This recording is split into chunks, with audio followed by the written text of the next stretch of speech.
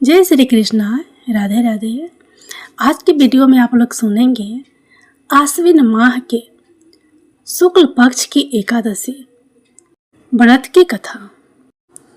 आश्विन माह के कृष्ण पक्ष की इंदिरा एकादशी व्रत का महात्म्य कथा सुनने के बाद धर्मराज युधिष्ठिर की जिज्ञासा और बढ़ गई। तब उन्होंने हाथ जोड़कर भगवान मधुसूदन से पूछा कि हे मधुसूदन, अब आप कृपया करके यह भी बताइए कि आश्विन माह के शुक्ल पक्ष में किस नाम की एकादशी होती है।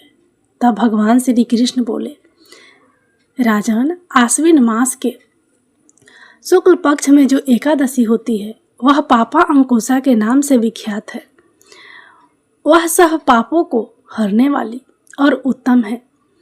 उस दिन संपूर्ण मनोरथ की प्राप्ति के लिए मनुष्यों को स्वर्ग और मोक्ष प्रदान करने वाले पद्मनाभ संगक मुझ वासुदेव का पूजन करना चाहिए।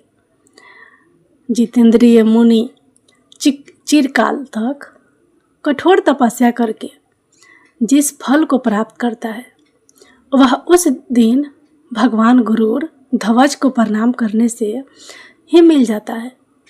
पृथ्वी पर जितने तीर्थ और पवित्र देवालय हैं उन सबके सेवन का फल भगवान विष्णु के नाम कीर्तन मात्र से ही मनुष्य प्राप्त कर लेता है।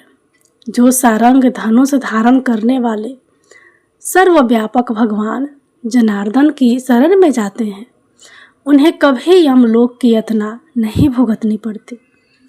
यदि अन्य कार्य के प्रसंग से भी मनुष्य एकमात्र एकादशी को उपवास कर ले तो उसे कभी यम यातना नहीं प्राप्त होती।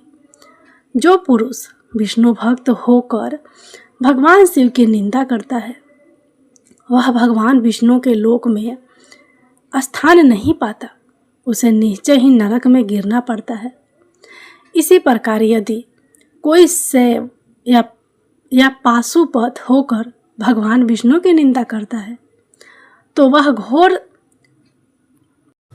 रख नरक में डालकर तब तक पकाया जाता है जब तक कि 16 इंद्र की आयु पूरी नहीं हो जाती। यह एकादशी स्वर्ग और मोक्ष प्रदान करने वाली, शरीर को निरोग बनाने वाली तथा सुंदर स्त्री, धन और मित्र देने वाली है। राजन, एकादशी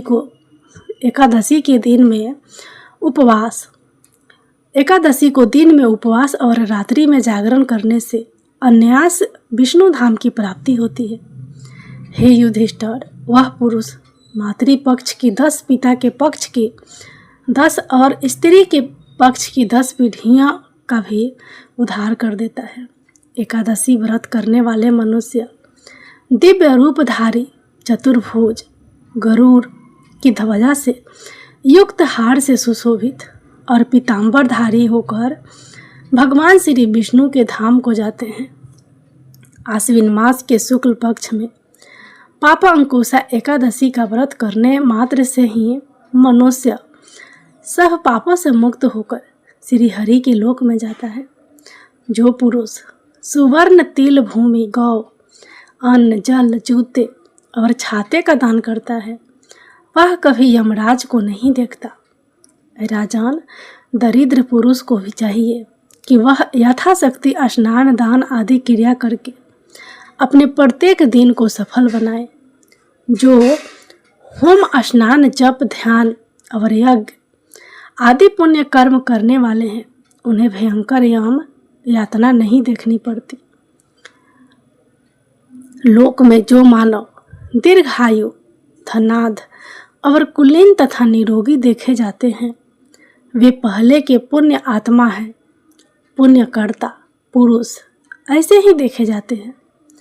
इस विषय में अधिक कहने से क्या लाभ।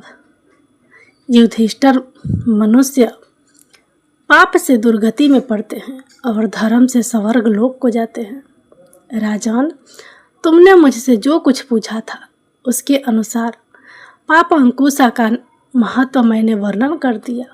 भगवान श्री कृष्ण के मुख से पापा अंकुश का महात्मा सुनकर तब श्रद्धापूर्वक धर्मराज ने भी इस व्रत का विधिपूर्वक पालन किया, जिसके पुण्य प्रताप से उनके जन्म जन्मांतर के पापों का नाश हुआ और अंत में भगवान श्री विष्णु के वैकुंठ लोक को गए।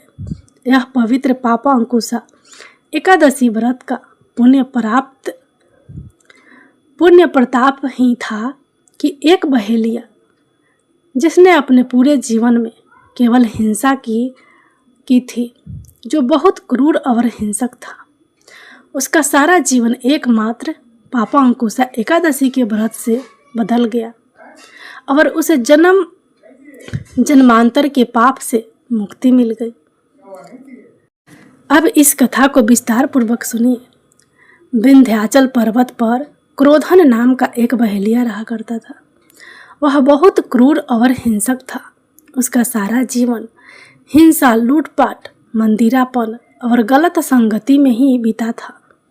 एक दिन अचानक उसे जंगल में तपस्या करते हुए अंगीरा ऋषि मिले।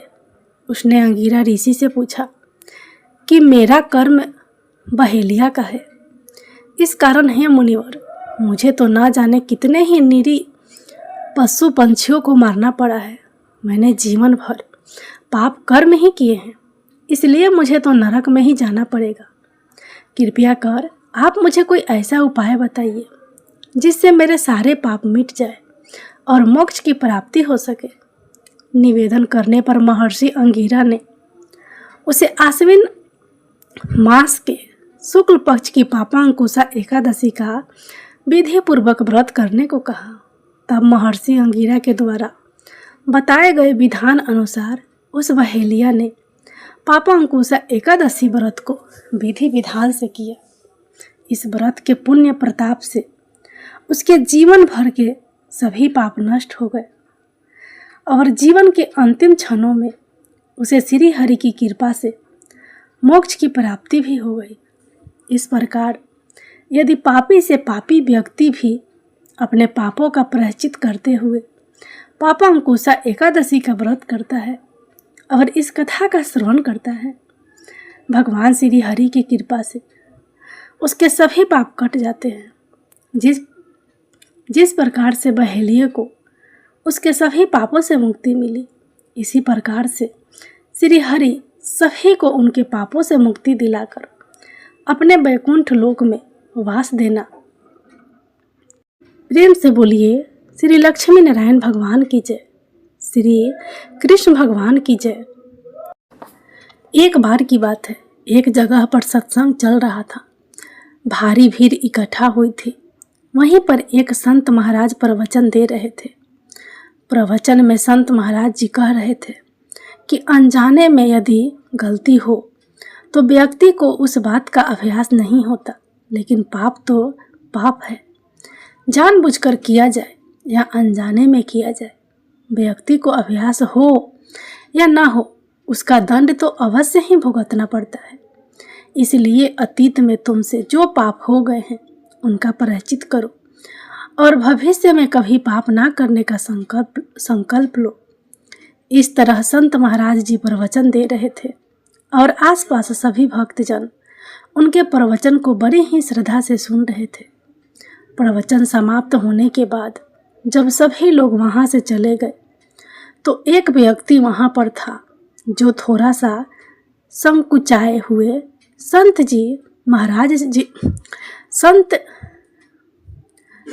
संत महाराज जी के पास पहुँचा और हाथ जोड़कर संत जी से पूछा, महाराज जी, मैंने प्रवचन तो बहुत ध्यान से सुना, लेकिन अब मेरे मन में एक जिज्ञासा है कि प्रायश्चित करने से पापों से छुटकारा कैसे पाया जा सकता है। आखिरकार क्या प्रायश्चित करने में इतनी शक्ति होती है कि जानबूझकर या अनजाने में किए गए सभी पाप प्रायश्चित करने से नष्ट हो जाते हैं? महाराज जी, मुझे तो इस बात पर बिल्कुल भी विश्वास नहीं होता। तब संत महाराज जी ने उस व्यक्ति को अगले दिन आने के लिए कहा और अगले दिन वह व्यक्ति नियत समय पर आया। तब संत महाराज जी उस व्यक्ति को एक नदी के किनारे पर ले गए। नदी के किनारे पर एक गड्ढा था जिसमें भरा हुआ पानी था जो सर रहा था और सरांत के कारण उसमें से बदबू आ रही थी। पानी सड़ने के कारण उसमें कीड़े भी चल रहे थे। संत महाराज जी ने उस व्यक्ति को वह सारा पानी दिखाया और दिखाकर बोले, भैया यह पानी देख रहे हो, बताओ यह पानी क्यों सड़ा है? क्यों सड़ा है? पानी तो कभी सड़ता नहीं, लेकिन यह पानी क्यों सड़ा, यह मुझे बताओ। व्यक्ति ने पानी को ध्यान से देखा, फिर कहा, स्वामी पानी एक जगह रुका हुआ है। प्रवाह रुकने के कारण यह पानी एक जगह ठहर गया है और इसी कारण यह सर रहा है। तब संत महाराज जी कहने लगे, बिल्कुल सही कहा। ठीक ऐसे ही सरे हुए पानी की तरह सारे पाप भी इकट्ठा हो जाते हैं और वे कष्ट पहुंचाते ही रहते हैं। जिस तरह बारिश का पानी इस सरे पानी को बहाकर हटा देता है और नदी को पवित्र बना देता है, उसी तरह प्रायश्चित रूपी अमृत वर्षा इन सभी पापों को नष्ट करके मन को पवित्र बना देती है। इससे मन शुभ और अच्छे कर्मों के लिए तैयार हो जाता है। ठीक इसी तरह जब कोई व्यक्ति प्रायश्चित करने का संकल्प लेता है तो उसका मन बदल जाता है और वह व्यक्ति आगे जीवन में कभी वो गलतियां नहीं दोहराता जो उसने अपने पिछले समय में की होती है। इसलिए प्रायश्चित से व्यक्ति का अतीत और भविष्य दोनों ही पवित्र हो जाता है, दोनों ही सुधर जाता है।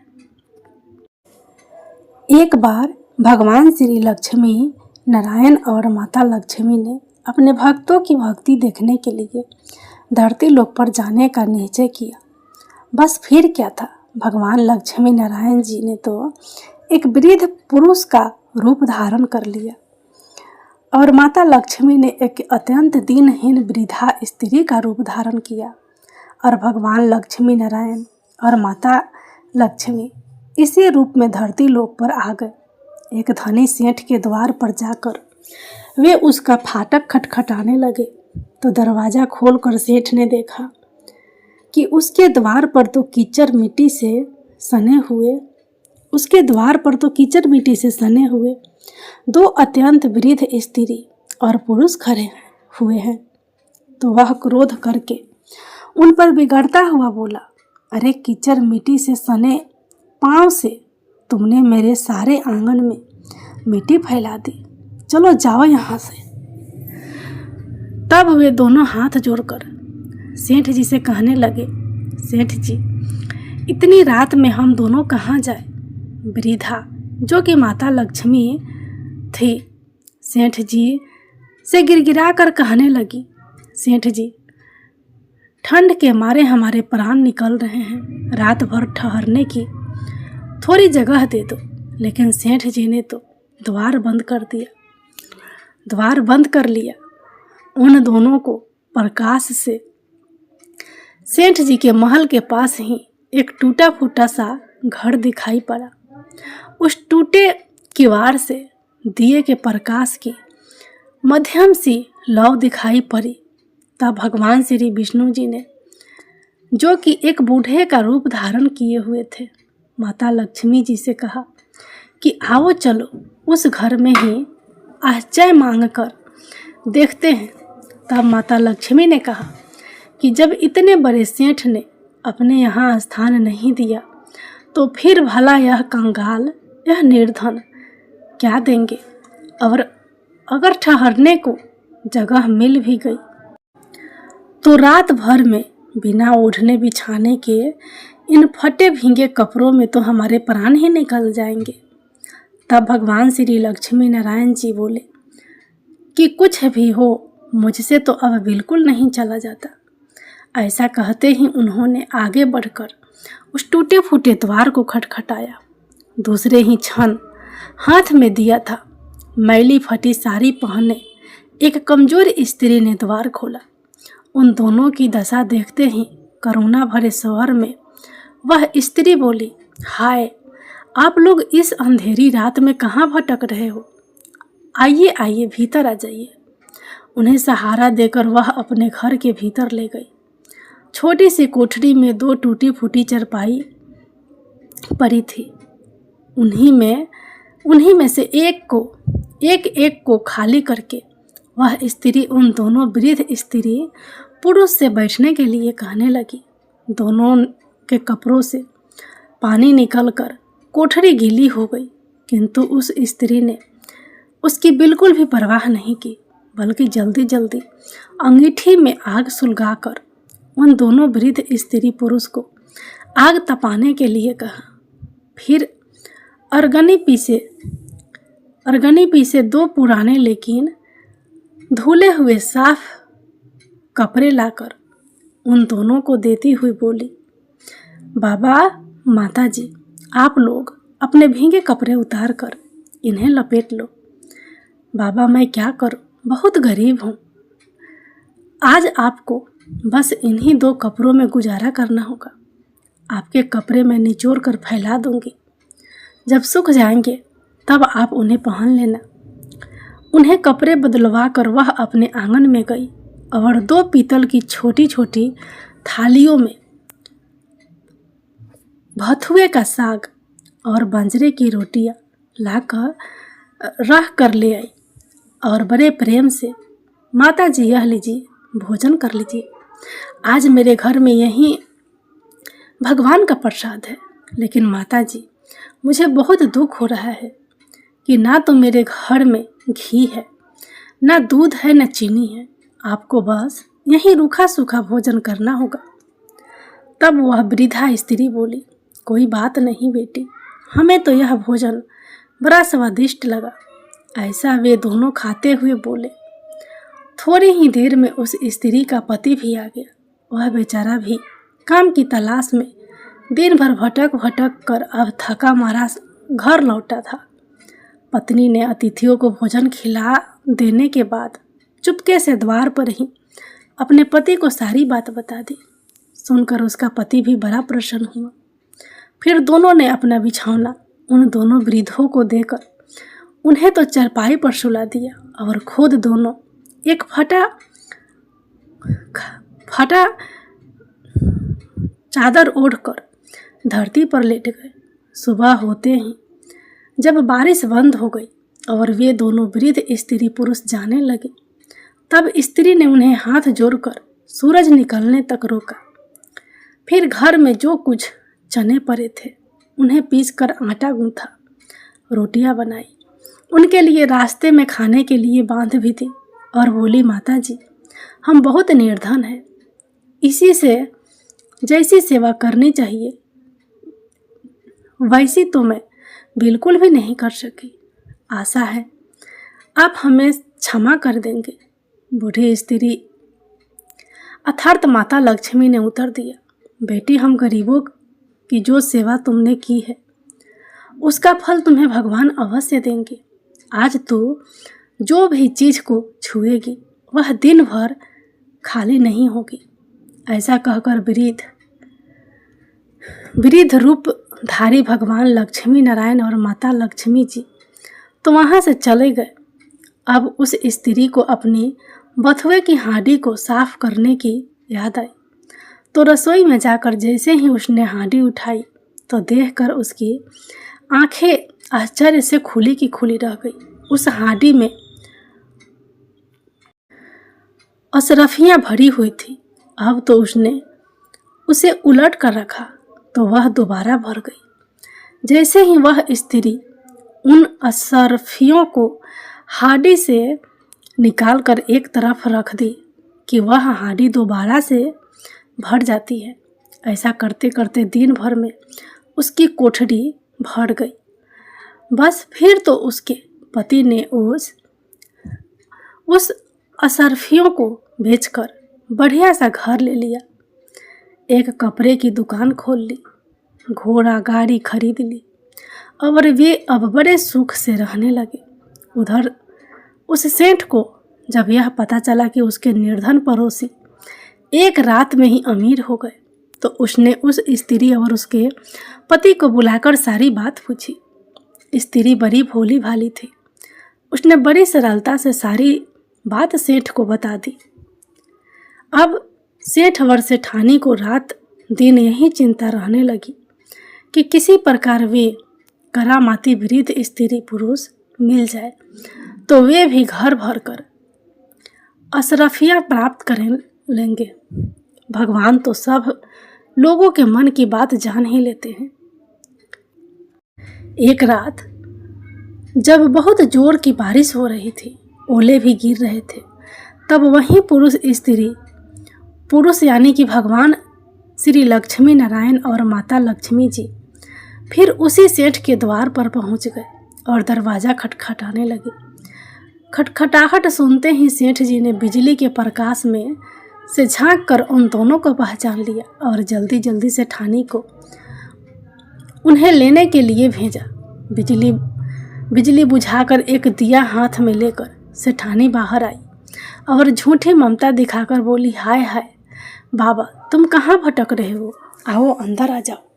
फिर घर की सबसे टूटी फूटी चारपाई पर उन्हें बिठा दिया। घर में बहुत सारे गर्म कपड़े होते हुए भी वह उनके लिए जानबूझकर 2 फटे पुराने वस्त्र लेकर आई और बोली, बाबा घर में इस समय बस यही है। फिर उनसे बिना पूछे ही घर की सबसे घिसी पुरानी थालियों में भथुए का साग और बाजरे की रोटी भी ले आई। ओढ़ने को 2 फटे कंबल भी कहीं से मंगा कर दे दिए। फिर सेठ सेठानी भी उसी कमरे में गद्दा बिछाकर धरती पर लेट गए।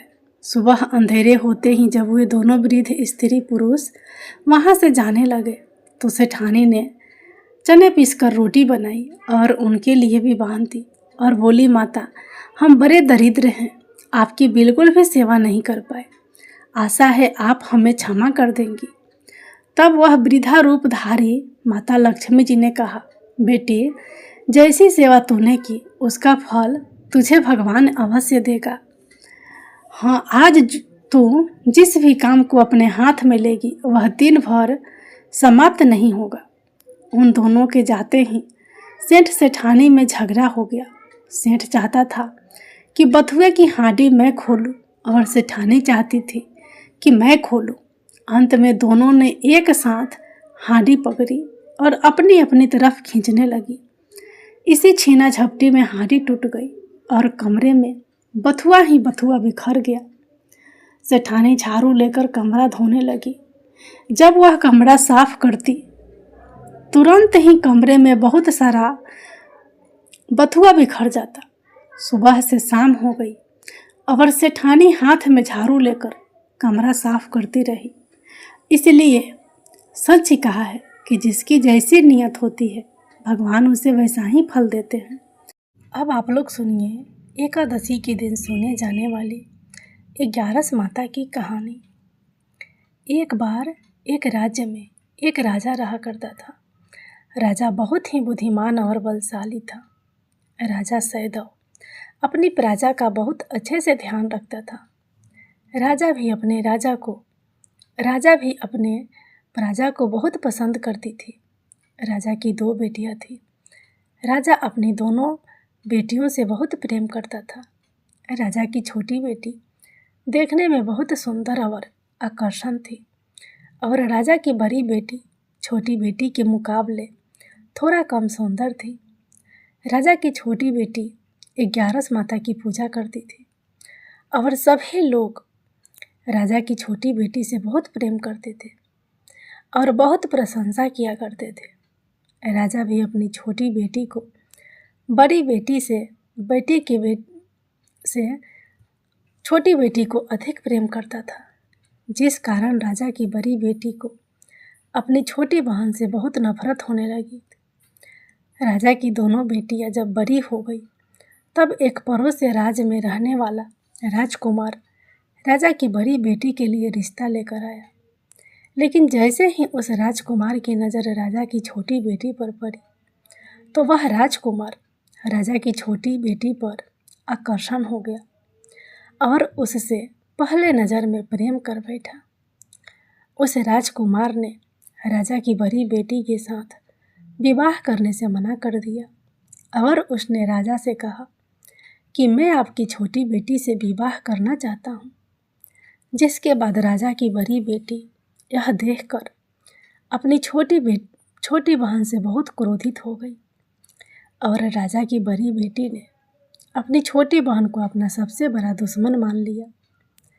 राजा की बड़ी बेटी ने अपनी छोटी बहन से बदला लेने का निर्णय लिया, जिसके लिए उसने अपनी छोटी बहन को जान से मारने का प्लान बनाया।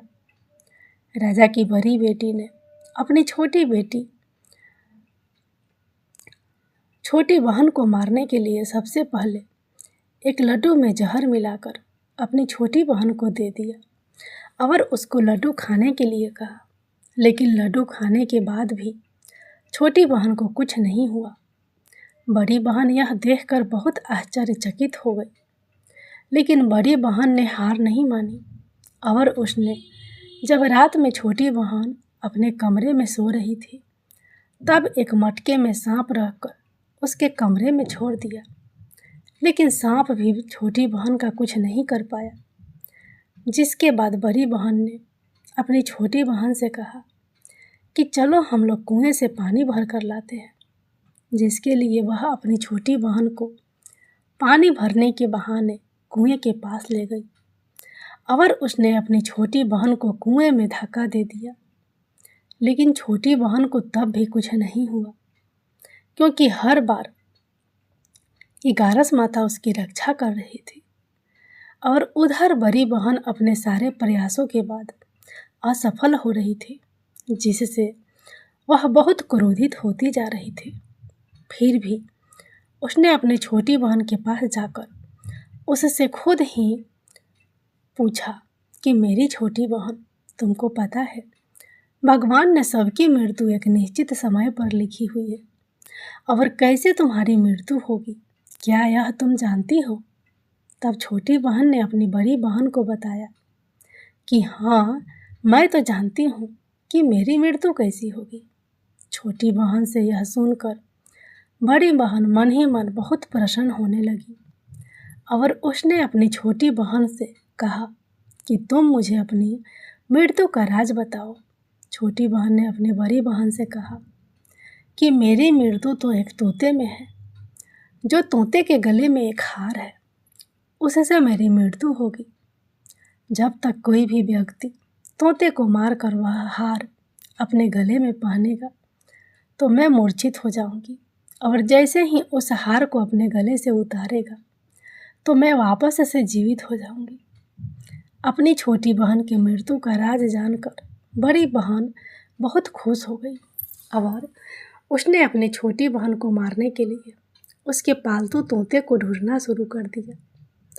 और छोटी बहन को इस बात का अभ्यास हो गया था कि कोई उसकी जान लेना चाहता है, जिसके लिए वह अपने पिताजी के पास गई और उनसे अपने पिताजी से कहा कि पिताजी, मेरी मृत्यु के बाद आप मुझे जलाइएगा मत, बल्कि आप मुझे अपनी पुरानी वाली हवेली में एक पलंग में लिटा कर छोड़ दीजिएगा।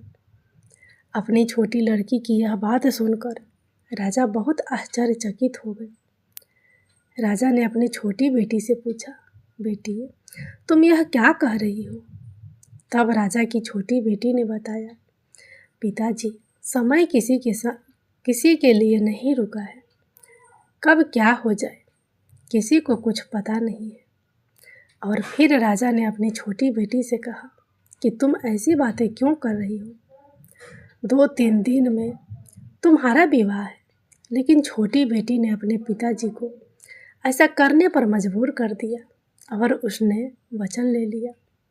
राजा ने भी अपनी छोटी बेटी की बात स्वीकार कर ली और 2-3 दिनों के बाद जब शादी का समय आया, तब राजकुमार बारात लेकर राजा के घर आया और राजकुमार और राजा की छोटी बेटी का विवाह शुरू हो गया। जैसे ही राजा की छोटी बेटी राजकुमार के साथ फेरे लेना शुरू करती है, तो उसकी बड़ी बहन अपनी छोटी बहन के कमरे में जाकर उसके तोते को पकड़ लेती है और उसको जान से मार देती है। तोते की गले में जो हार था उसको अपने गले में धारण कर लेती है।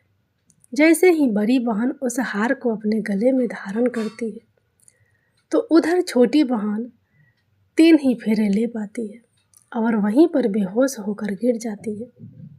जिसके बाद राजा ने बड़े बड़े दर्द हाकिमों को बुलवाया और अपनी छोटी बेटी का इलाज करने के लिए कहा। राजा की बात सुनकर वैद्य ने छोटी बेटी को जब चेक किया तो राजा को बताया कि आपकी छोटी बेटी ना तो जीवित है और ना ही मरी हुई है। यह मैं ऐसा पहली बार देख रहा हूँ। राजा वैद्य हाकिमों को यह बात बाहर बताने से मना कर दिया और उनको कहा कि अगर तुमने यह बात किसी को बाहर बताई तो हम तुम्हें फांसी दे देंगे। राजा ने अपनी छोटी बेटी को पुराने महल में जाकर एक पलंग में लेटा दिया और वहाँ पर कुछ सैनिक को तैनात कर दिया। वापस अपने महल पर आ गया। राजा की बड़ी बेटी अपने पिताजी के पास आई और कहने लगी कि पिताजी, अगर यह शादी संपन्न नहीं हुई तो आपकी इज्जत का क्या होगा? आप कहे तो मैं आपकी इज्जत बचाने के लिए राजकुमार से शादी करने के लिए तैयार हूँ। जिसके बाद राजा ने अपने बड़ी बेटी की बात मान ली और राजा ने बड़ी बेटी को छोटी बेटी के कपड़े पहनाकर मंडप पर भेज दिया। लेकिन राजकुमार यह जान गया कि यह राजा की छोटी बेटी नहीं है बल्कि यह राजा की बड़ी बेटी है। लेकिन जब राजकुमार ने शादी करने से मना किया तो सभी लोगों ने राजा को विवश मजबूर करके राजा की बड़ी बेटी से बचे हुए फेरों का संपन्न करा दिया और विवाह करवा दिया। जिसके बाद राजकुमार राजा की बड़ी बेटी को अपने महल में ले गया। राजकुमार राजा की बड़ी बेटी से ना तो बात करता था, ना ही उसको पसंद करता था और ना ही उसके आसपास भटकता था। और राजकुमार ने यह फैसला लिया कि वह अपने प्रेमिका को ढूंढ कर रहेगा, यह जान कर रहेगा कि उसके साथ आखिर हुआ क्या था। एक दिन राजकुमार अपने घोड़े पर सवार होकर राजा के पुराने महल के पास पहुंच गया, जहां पर उसने कुछ सैनिकों को देखा। महल के पास पहुंचकर राजकुमार ने जब महल को ध्यान से देखा तो वह समझ गया कि यह तो हमारे ससुर जी का महल है। तब राजकुमार ने सैनिकों से पूछा, तुम लोग यहाँ पर क्या कर रहे हो और इस महल के अंदर उस पलंग में कौन लेटा है? जिसके बाद सैनिकों ने बता दिया कि यहाँ पर राजा की छोटी बेटी लेटी है। यह सुनकर राजकुमार बहुत खुश हो गया और वह तुरंत अपनी प्रेमिका के पास पहुँच गया और उसकी सेवा करने लगा। जैसे ही रात हुई तो राजा की छोटी बेटी उठकर खड़ी हो गई। राजकुमार यह देखकर बहुत खुश हो गया और उसने अपनी प्रेमिका से पूछा कि तुम यहाँ क्या कर रही हो? तुम मेरे साथ मेरे घर चलो।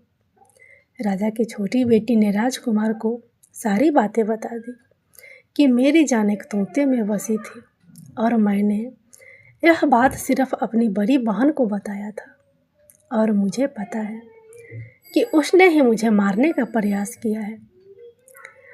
उसके पास एक हार है जिसको वह सुबह पहन लेती है और रात को उतार देती है। जब तक वह हार को पहनने ले रहती है तब तक मैं मूर्छित रहती हूँ और जैसे ही वह हार को उतार देती है तो मैं जीवित हो जाती हूँ। और जब तक मेरी बहन के पास वह हार है तब तक मैं ऐसे ही जीवित और मूर्छित होती रहूँगी। अगर मेरी बहन के पास जो हार है वह मेरे हाथ में लग जाए तो मैं हमेशा के लिए जीवित हो जाऊंगी। राजकुमार यह बात सुनकर राजा की छोटी बेटी के पास रहने का निर्णय ले लिया और उसने अपने बचे हुए सारे फेरे उस पलंग में लेटी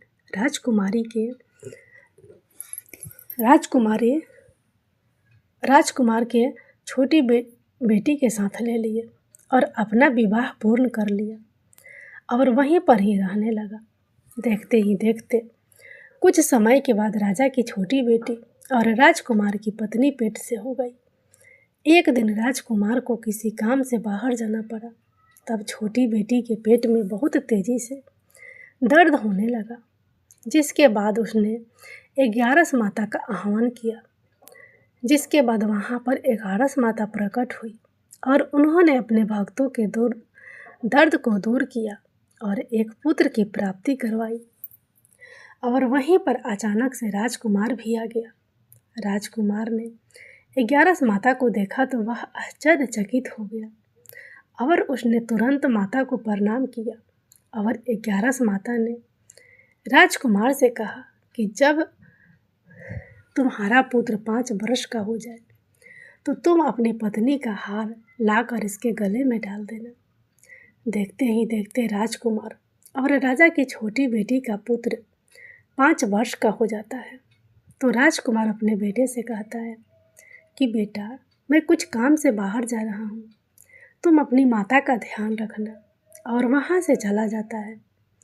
राजा को बाहर निकलता देख बड़ी बहन के सैनिक देख लेते हैं और बड़ी बहन को जाकर सारी बातें बता देते हैं। जिसके बाद बड़ी बहन अपनी छोटी बहन के पुत्र को वहाँ से उठवा लेती है और उसको मरवा देती है। छोटी बेटी के पुत्र के 2 टुकड़े करवा देती है। पहला टुकड़ा चक्की के पास छुपा देती है और दूसरा टुकड़ा अपने पलंग के नीचे रख लेती है। अब 11 माता भिखारी का रूप लेकर आती है। एक भिखारी का रूप रहकर बड़ी बहन के पास चली जाती है। जिसके बाद वहाँ पर भिक्षा मांगने लगती है। बड़ी बहन अपने नौकरों से कहती है कि जाकर भिक्षा दे दो। लेकिन जैसे ही नौकर 11 माता को भिक्षा देने के लिए आते हैं तो माता उन्हें मना कर देती है और कहने लगती हैं कि तुम्हारी महारानी से ही भिक्षा लूँगी। जिसके बाद बड़ी बहन स्वयं ही भिक्षा देने के लिए माता के पास आती है। तब माता एक बिल्ली का रूप लेकर उसके कमरे में चली जाती है और वहाँ पर छोटी बेटी के पुत्र के 2 टुकड़ों को आपस में जोड़ देती है और उसे जीवित कर देती है। उसे वहाँ से ले जाती है और राजकुमार अपने बेटे को लेकर अपनी पत्नी के पास जाता है और उसे कहता है कि तुम इसका ध्यान रखना। अगर तुम इस बच्चे को अच्छे से ध्यान रखोगी तो मैं तुमसे बात करूँगा। एक दिन राजकुमार अपने बच्चे से कहता है कि तुम मम्मी से उनके गले का हार मांग लो। जिसके बाद राजकुमार का लड़का अपनी मम्मी के पास जाता है और कहता है कि मम्मी, मुझे तुम्हारा हार चाहिए जो तुम गले में पहन रखा है। यह सुनकर पहले तो बड़ी बहन बहुत क्रोधित होती है, पर उसको यह याद आता है कि राजकुमार ने कहा था कि अगर मैं इस बच्चे का ध्यान अच्छे से रखूंगी तो वह मुझसे बात करेंगे। जिसके कारण वह हार को उस बच्चे को दे देती है और वह तुरंत हार को ले जाकर अपने पिताजी को दे देता है। और तभी राजकुमार अपने बेटे को लेकर वहाँ से जाने लगता है और अपनी पत्नी से कहता है कि तुम हमारे लिए खाना बना कर रखना, मैं शाम को आकर तुम्हारे साथ खाना खाऊंगा। और वह अपने बेटे को लेकर वहाँ से चला जाता है। जिसके बाद वह राजा के पास जाता है और उनको सारी बातें बता देता है। राजा अपनी बड़ी बेटी की यह करतूत सुनकर बहुत क्रोधित होते हैं और अपनी परवरिश पर ही दोष देने लगते हैं और राजकुमार को अपनी छोटी बेटी के साथ रहने के लिए आदेश देते हैं। 11 माता की जय। संतोषी माता की कथा। शुक्रवार के दिन माँ संतोषी का व्रत पूजन किया जाता है। इस पूजा के दौरान माता की आरती, पूजन तथा अंत में माता की कथा सुनी जाती है।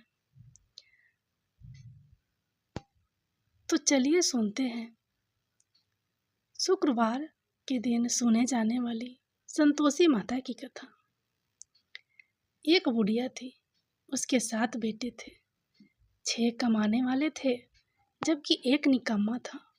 बुढ़िया 6 बेटों की रसोई बनाती, भोजन कराती और उनसे जो कुछ जूठन बचती वह 7वें को दे देती।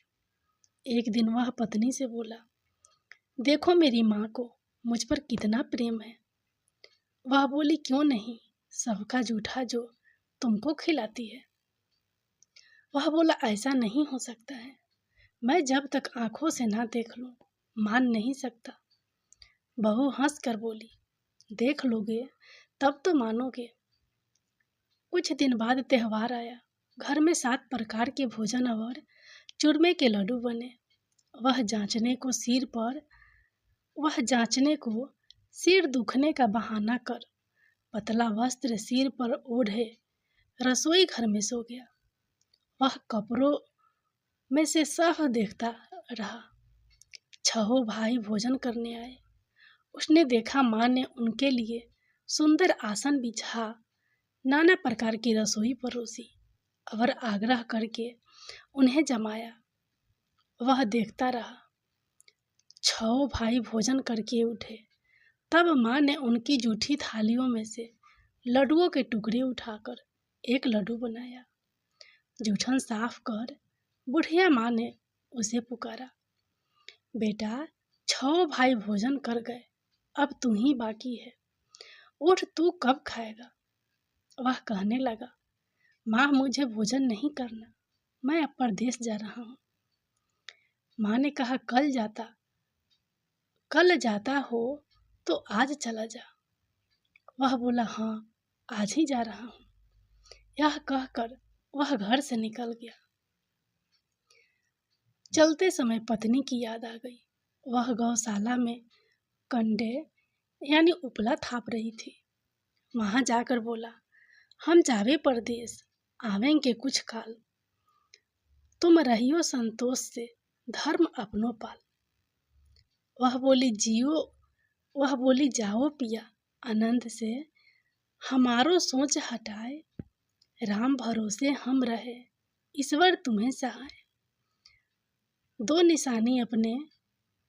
निशानी आपन देख, धरू में धीर, सूही मती हमारी, बिसारियो रखियो मन गंभीर।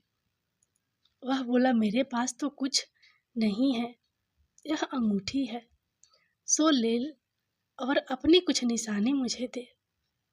वह बोली, मेरे पास क्या है, यह गोबर भरा हाथ है।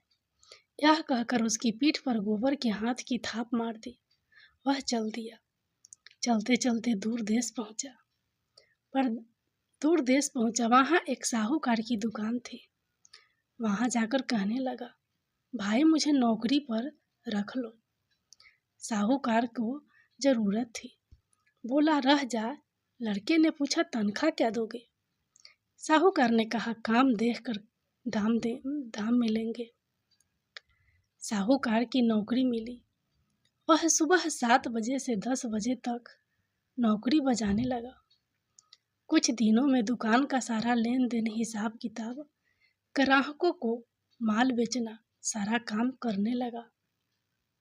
साहूकार के 7-8 नौकर थे। वे सब चक्कर खाने लगे। यह तो बहुत होशियार बन गया। सेठ ने भी काम देखा और 3 महीने में ही उसे आधे मुनाफे का हिस्सेदार बना लिया। वह कुछ वर्ष में ही नामी सेठ बन गया और मालिक सारा कारोबार उस पर छोड़कर चला गया। इधर उसकी पत्नी को सास ससुर दुख देने लगे। सारी गृहस्थी का काम करा के उसे लकड़ी लेने जंगल में भेजते। इस बीच घर के आटे से जो भूसी निकलती, उसकी रोटी बनाकर रख दी जाती और फूटे नारियल की नरेली में पानी। एक दिन वह लकड़ी लेने जा रही थी। रास्ते में बहुत सी स्त्रियां संतोषी माता का व्रत करती दिखाई दी। वह वहां खड़ी होकर कथा सुनने लगी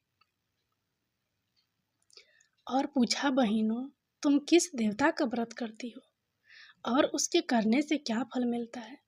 यदि तुम इस व्रत का विधान मुझे समझाकर कहोगे तो मैं तुम्हारा बड़ा एहसान मानूंगी। तब उनमें से एक स्त्री बोली, सुनो, यह संतोषी माता का व्रत है। इसके करने से निर्धनता, दरिद्रता का नाश होता है और जो कुछ मन में कामना हो सब संतोषी माता की कृपा से पूरी होती है। तब उसने उससे व्रत की विधि पूछी। वह भक्तिनी स्त्री बोली, 1.25 आने का गुड़ चना लेना, इच्छा हो तो 5.25 आने का लेना, या 1.25 का भी सहूलियत के अनुसार लाना। बिना परेशानी और श्रद्धा व प्रेम से जितना भी बन पड़े सवैया लेना। प्रत्येक शुक्रवार को निराहार रहकर कथा सुनना। इसके बीच कर्म टूटे नहीं, लगातार नियम पालन करना। सुनने वाला कोई ना मिले तो घी का दीपक जला उसके आगे या जल के पात्र को सामने रखकर कथा कहना। जब कार्य सिद्ध ना हो, नियम का पालन करना और कार्य सिद्ध हो जाने पर व्रत का उद्यापन करना। 3 मास में माता फल पूरा करती है। यदि किसी के ग्रह खोट या यदि किसी के ग्रह खोटे भी हो तो भी माता वर्ष भर में कार्य सिद्ध करती है। फल सिद्ध होने पर उद्यापन करना चाहिए, बीच में नहीं। उद्यापन में 2.5 सेर आटे का खाजा तथा इसी परिणाम से खीर तथा चने का साग करना। 8 लड़कों को भोजन कराना। जहाँ तक मिले देवर जेठ भाई बंधु के हो, ना मिले तो रिश्तेदारों और पास पड़ोसियों को बुलाना। उन्हें भोजन करा यथाशक्ति दक्षिणा दे। माता का नियम पूरा करना। उस दिन घर में खटाई न खाना। यह सुन बुढ़िया के लड़के की बहू चल दी।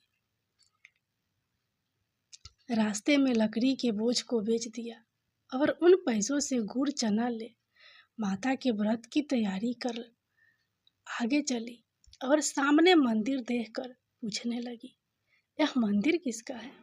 सब कहने लगे, संतोषी माता का मंदिर है। यह सुनकर माता के मंदिर में जाकर चरणों में लौटने लगी। दिन हो विनती करने लगी, माँ मैं निपट अज्ञानी हूँ, व्रत के कुछ भी नियम नहीं जानती, मैं दुखी हूँ। हे माता जगत जननी मेरा दुख दूर कर, मैं तेरी शरण में हूँ। माता को दया आई। एक शुक्रवार बीता कि दूसरे को उसके पति का पत्र आया और तीसरे शुक्रवार को उसका भेजा हुआ पैसा आ पहुंचा। यह देख जेठ जेठानी मुंह सिकोड़ने लगे। लड़के ताने देने लगे। काकी के पास पत्र आने लगे, रुपया आने लगा। अब तो काकी की खातिर बढ़ेगी। बेचारी सरलता से कहती, भैया कागज आवे रुपया आवे, हम सबके लिए अच्छा है। ऐसा कहकर आंखों में आंसू भरकर संतोषी माता के मंदिर में माँ तेश्वरी के चरणों में गिरकर रोने लगी। माँ मैंने तुमसे पैसा कब मांगा है? मुझे पैसे से क्या काम है? मुझे तो अपने सुहाग से काम है। मैं तो अपने स्वामी के दर्शन मांगती हूँ। तब माता ने प्रसन्न होकर कहा, जा बेटी तेरा स्वामी आएगा। यह सुनकर खुशी से बावली होकर घर में जा काम करने लगी। अब संतोषी माँ विचार करने लगी, इस भोली पुत्री को मैंने कह तो दिया कि तेरा पति आएगा, लेकिन कैसे? वह तो इसे सपने में भी याद नहीं करता। उसे याद दिलाने को मुझे ही जाना पड़ेगा। इस तरह माताजी उस बुढ़िया के बेटे के पास जा पहुंची। सपने में प्रकट हो कहने लगी, साहूकार के बेटे सो रहा है या जागता है? वह कहने लगा, माता सोता भी नहीं जागता भी नहीं, क्या आज्ञा है? माँ कहने लगी, तेरे घर बार कुछ है कि नहीं? वह बोला, मेरे पास सब कुछ है, माँ बाप है, बहू है, क्या कमी है? माँ बोली, भोले पुत्र तेरी बहू घोर कष्ट उठा रही है। तेरे माँ बाप उसे परेशानी दे रहे हैं। वह तेरे लिए तरस रही है, तो उसकी सुध ले। वह बोला, हाँ माताजी यह तो मालूम है, परंतु जाऊं तो कैसे? परदेश की बात है, लेन देन का कोई हिसाब नहीं, कोई जाने का रास्ता नहीं आता, कैसे चला जाऊं? माँ कहने लगी, मेरी बात मान, सवेरे नहा धोकर संतोषी माता का नाम ले, घी का दीपक जला, दंडवत कर दुकान पर जा बैठ। देखते देखते सारा लेन देन चुक जाएगा, जमा का माल बिक जाएगा। सांझ होते होते धन का भारी ढेर लग जाएगा। अब बूढ़े की बात मानकर वह नहा धोकर संतोषी माता को दंडवत, घी का दीपक जला, दुकान पर जा बैठा। थोड़ी देर में देने वाले रुपया लाने लगे, लेने वाले हिसाब लेने लगे। कोठे में भरे सामान के खरीदार नगद दाम दे सौदा करने लगे। शाम तक धन का भारी ढेर लग गया। मन में माता का नाम ले, चमत्कार देख प्रसन्न हो, घर ले जाने के वास्ते गहना कपड़ा सामान खरीदने लगा। यहाँ काम से निपट तुरंत घर को रवाना हुआ। उधर उसकी पत्नी जंगल में लकड़ी लेने जाती है। लौटते वक्त माता जी के मंदिर में विश्राम करती है। वह तो उसके प्रतिदिन रुकने का जो स्थान ठहरा। धूल उड़ती देख वह माता से पूछती है, हे माता, यह धूल कैसे उड़ रही है? माता कहती है, हे पुत्री, तेरा पति आ रहा है। अब तू ऐसा कर, लकड़ियों के 3 बोझ बना ले, एक नदी के किनारे रख और दूसरा मेरे मंदिर पर, वह तीसरा अपने सिर पर। तेरे पति को लकड़ियों का गट्टर देख मोह पैदा होगा। वह यहाँ रुकेगा, नाश्ता पानी खाकर माँ से मिलने जाएगा। तब तू लकड़ियों का बोझ उठा कर जाना और चौक में गट्टर खोलकर जोर से आवाज लगाना, लो सासू जी, लकड़ियों का गट्टर लो, भूसी की रोटी दो, नारियल के खप्परे में पानी दो। आज मेहमान कौन आया है? माता जी से बहुत अच्छा कहकर वह प्रसन्न मन से लकड़ियों के 3 गट्टर बनाई, एक नदी के किनारे पर और एक माता जी के मंदिर पर रखा। इतने में मुसाफिर आ पहुंचा। सूखी लकड़ी देख उसकी इच्छा उत्पन्न हुई कि हम यहीं पर विश्राम करें और भोजन बनाकर खा पीकर गांव जाए। इसी तरह रुक कर भोजन बना, विश्राम करके गांव को गया। सबसे प्रेम से मिला। उसी समय सिर पर लकड़ी का गट्टर लिए वह उतावली सी आती है। लकड़ियों का भारी बोझ आंगन में डालकर जोर से 3 आवाज देती है, लो सासू जी, लकड़ियों का गट्टर लो, भूसी की रोटी दो, आज मेहमान कौन आया है? यह सुनकर उसकी सास बाहर आकर अपने दिए हुए कष्टों को भुलाने हेतु कहती है, बहू ऐसा क्यों कहती है? तेरा मालिक ही तो आया है। आ बैठ, मीठा भात खा, भोजन कर, कपड़े गहने पहन। उसकी आवाज सुन उसका पति बाहर आता है। अंगूठी देख व्याकुल हो जाता है। माँ से पूछता है, माँ, यह कौन है? माँ बोली, बेटा, यह तेरी बहू है। जब से तू गया है तब से सारे गांव में भटकती फिरती है, घर का काम काज कुछ नहीं करती, 4 पहर आकर खा जाती है। वह बोला, ठीक है माँ, मैंने इसे भी देखा और तुम्हें भी। अब दूसरे घर की ताली दो, उसमें रहूँगा। माँ बोली, ठीक है, जैसी तेरी मर्जी। अब वह दूसरे मकान की 3री मंजिल का कमरा खोल सारा सामान जमाया। एक दिन में राजा के महल जैसा ठाठ बाट बन गया। अब क्या था, बहुत सुख भोगने लगी। इतने में शुक्रवार आया। शुक्रवार का दिन आया। उसने पति से कहा, मुझे संतोषी माता के व्रत का उद्यापन करना है। पति बोला, खुशी से कर लो। वह उद्यापन की तैयारी करने लगी। जिठानी के लड़कों को भोजन के लिए कहने गई। उन्होंने मंजूर किया, परंतु पीछे से जेठानी ने अपने बच्चों को सिखा दिया, देखो, भोजन के समय खटाई मांगना, जिससे उसका उद्यापन पूरा ना हो। लड़के जिमने आए, खीर खाना पेट भर खाया, परंतु बाद में खाते ही कहने लगे, हमें खटाई दो, खीर खाना हमको नहीं भाता। देखकर अरुचि होती है। वह कहने लगी, खटाई किसी को नहीं दी जाएगी, यह तो संतोषी माता का प्रसाद है। लड़के उठ खड़े हुए, बोले, पैसा लाओ। भोली बहू कुछ जानती नहीं थी, उन्हें पैसे दे दिए। लड़के उसी समय हट करके इमली खटाई ले खाने लगे। यह देखकर बहू पर माताजी ने कोप किया। राजा के दूत उसके पति को पकड़कर ले गए।